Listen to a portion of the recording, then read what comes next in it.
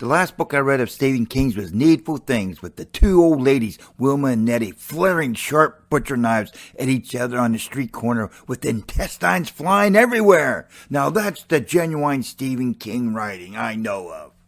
After Gerald's Game and Dolores Claiborne, I felt the waning of the King's writing. Never bought a Stephen King book again until now.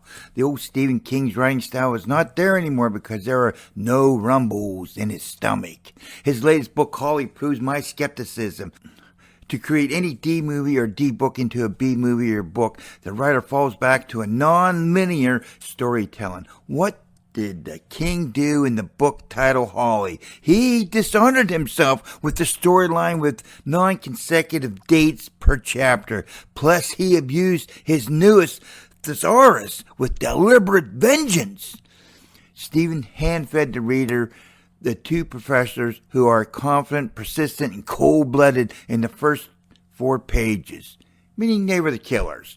It's sad. Stephen King tries to prove to himself by demonstrating to the readers he still can keep our interest in this supposedly chilling new masterwork from the maestro mind of fright by offering up the 2 killers at the beginning.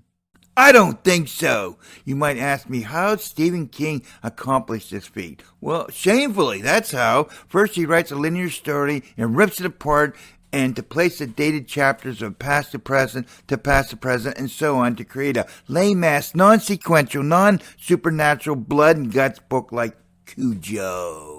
Stephen King always wrote what I call automatic artistic stories using big words sparingly, and that most people don't know the definition of when no other word would keep the rhythm of the sentence. In the book Hawley, the King used his newfangled thesaurus constantly, maybe to show off or prove he didn't lose his creative writing abilities. He used these non-rhythmic words with absurd disregard of the reader's enjoyment and lost the tempo of the sentence and sometimes the entire paragraph. At first he flirts with entire years going back and forth. Then he switches up with past and present having 2 past chapters or 2 present chapters, one right after another. Then he falls back into his non-linear way by using the past and present pattern continuously.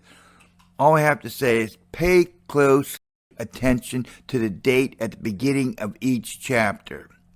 I don't care where Stephen King got his inspiration from to write this book. Having 2 psychos living and loving one another is an oxymoron. Psychopaths living together, let alone loving each other, is impossible because neither partner is able to provide this type of emotional support. With total control of all situations and unfailing to others, both members of the couple lie whenever it's convenient to do so and take advantage of opportunities for personal gain. Maybe it could have worked, which I doubt, unless maybe Stephen King could have justified the situation that Emily was a high-level psychopath and her lackey husband, Rodney, was a low-level psychopath. I don't care if the author got his inspiration for this book from an article in a newspaper. I don't buy the premise. Using one's thesaurus with reckless abandonment is a mockery to the literary community. Bourgeois, imbibe, American, recalcitrant, sanguinary, staccato, adjunct, lightning, yorking.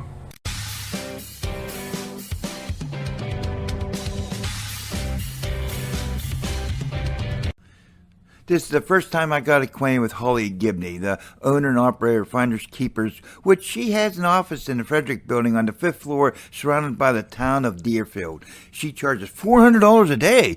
3-day minimum plus expenses. Holly's is a bit of a neat freak, doesn't like people in her space, and a bit of a hypochondriac. Her red hair is found mostly in a hair salon today, with her delicate eyes having a hazy gray color. She's quite the movie fan. One of her favorites from the 80s is Conan the Barbarian.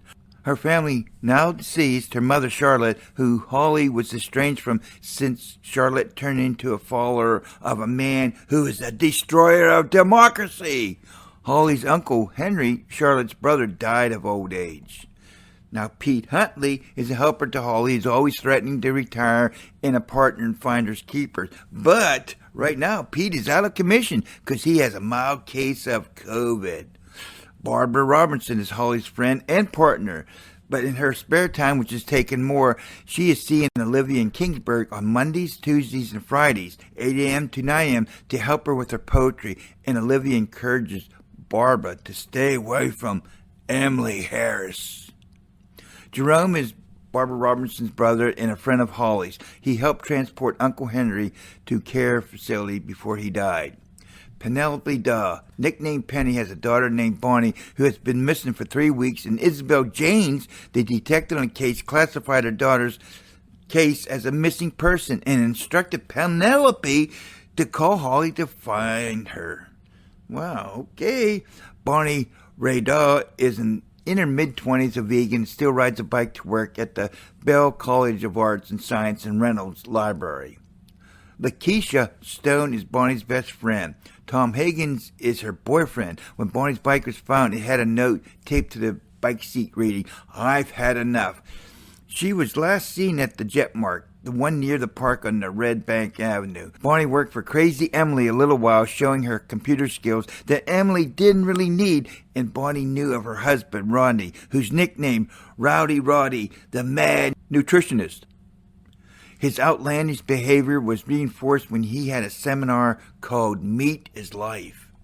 Bonnie's bike was found in a vacant lot at Bill's Auto and Small Engine Shop. Bonnie, no spinster-looking young girl, and does not dress like one either. Continuously seeing Bonnie riding her bike around town, Marvin Brown arrived with Bonnie's bike at the Reynolds Library. He found it while looking for another repair shop across town.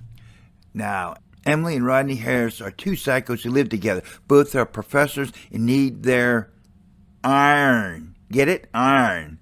To keep old age at bay. A reader will find out who's doing the killing in sweet old college town dotted with old beautiful Victorian houses in Deerfield in the first 4 pages of the book.